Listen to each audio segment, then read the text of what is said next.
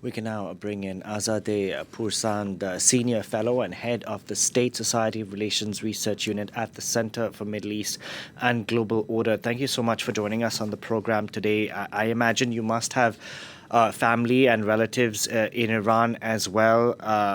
It's clearly a very difficult time for people inside the country and Iranians from the diaspora outside of it. What have they been telling you? Yes, thank you for having me. Being in touch with our loved ones inside the country, as your coverage rightly noted, is quite emotional. But what I find, incredibly amazing about the resilience of the Iranian people inside the country is I have had moments where my friends and relatives have tried to actually give me hope from inside the country, saying that we are keeping strong. They try, as the Iranian culture is, they try to find ways to continue smiling and keeping up with life. But you can really tell day by day, hour by hour, that holding on to hope and the strength that the people are showing is fast turning into despair and increasing fear and a kind of helplessness that I think none of us thought we would experience. In a turn of events in the way that it has, even though the Islamic Republic essentially was in its rhetorics was in a way saying that we are at war with Israel and all of that, but I think Iranians are still caught uh, by a surprise and just the inability of the regime that has always repressed them to now also even provide them with shelter or the very basics of life is just too much to handle.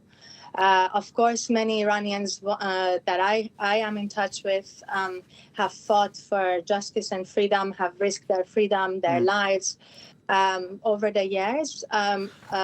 And there have been moments where they have been, happy to hear that, I don't know, like some of the heads of the IRGC, for example, were hit by the bombs, but that does not mean that they support a war on them, and they do not appreciate being caught in between a war domestically by their own regime and now a war by an outside force. But given that we've had Israel who've gone after heads of the IRGC, people in very, very prominent positions, it shows a levels of sophistication in terms of the infiltration of the Israeli the Secret Service into to Iran. What has the reaction been on that front?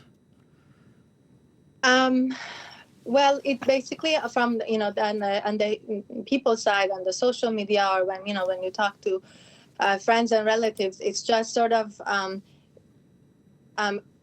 everyone is talking about how humiliating it is for a regime that has been using its military capabilities, sometimes even against the women, for like a mandatory Islamic veil, not to even have like a minimalistically sufficient level of shield for its intelligence, or just the very basics of governance, essentially making fun of it, Islamic Republic that acted like it was the strongest in the region, and to so quickly turning into a failed state like circumstances. But also there is fear in the human rights community of imminent and in large-scale executions of ordinary and some of the most underprivileged Iranians, in the pretext of espionage for Israel as an excuse, essentially to instill fear among the nation. And some of the pattern we're already starting to see. So it is quite frightening what is yet to come. Because from what I understand from the Iranians I have spoken to who live outside the country, whatever happens, even during the Women Life Freedom movement, when we had the protests taking place in Iran, and there were hopes that the protests out on the street would weaken the regime. Even if people are not happy with the regime at this point in time, for instance, they believe that change needs to happen from within Iran and organically. Do you share that assessment? I absolutely share that assessment. And, you're talking about a nation that, against all odds, amid so much repression and violence, has always very effectively and very clearly from inside the country stated its position and its grievances. And, in all of these protest movements and beyond, we see a nation that is determined to seek to reach freedom, to reach justice, and to reach democratic values, and has by no means been a passive nation waiting exclusively for an outside force to come in and militarily do what's happening. Of course, every Iranian has asked for the support of the international community. I would imagine this is very different from bombs being dropped on ordinary people. Indeed. And justified as a way to save them. I think that's, unfortunate, very catastrophic. Stay with us, because Israel has made no secret that the landscape of the Middle East would change dramatically if there was a change at the top in Iran. The Trump administration reportedly vetoed a plan to take out the supreme leader. And now the son of Iran's last Shah is using the current crisis to his advantage and calling on Iranians to break from the Islamic Republic. Emerald Maxwell reports. More than ever. Speaking to G7 leaders in a video message, exiled opposition leader and son of the last Shah of Iran, Reza Pahlavi, said now was an opportunity for the Iranian people to finally liberate themselves, echoing calls from Israel, including from the Israeli Prime Minister, for regime change in Iran. As the two countries continue to strike each other, prominent Iranian activists, including Nobel Peace Prize laureates and filmmakers, have called in an op-ed in Le Monde newspaper for an end to war, as well as for the resignation of Iran's current leaders, arguing that the nuclear program did not serve the interests of the Iranian people. This Israeli historian said that Israel's actions could lead to internal unrest that may result in the toppling of the Islamic Republic. The Iranian regime is extremely corrupt. And this plays to Israel's advantage. It's very easy to buy agents in Iran. And also, there are many people who oppose the regime who willingly cooperate with Israel. Iran's supreme leader, Ayatollah Ali Khamenei, has weathered a series of challenges in recent years, including international sanctions that have devastated Iran's economy and nationwide protests that were ruthlessly repressed, most recently during the women-led uprising from 2022 to 2023. So far during this war, though, there have been no reports of protests. Iranians both at home and abroad say an uprising is very unlikely while they're under attack from Israel. The Iranian opposition remains riven by division. And no matter how disgruntled they are with the regime, Iranians appear to be favouring unity in the face of Israeli bombs. Azadeh Pourzand, let me bring you in once again. What do you make of the son of Iran's former Shah trying to capitalize on this moment of crisis? If you allow me, I would like to use this question as an opportunity to really draw your attention to the strong movements for justice, for freedom, for social justice, for human rights from within Iran. And there are currently leaders of civil society, leaders of various grassroots movements of the country who are in prison in Iran. We are worried that they will not make it out of the prison.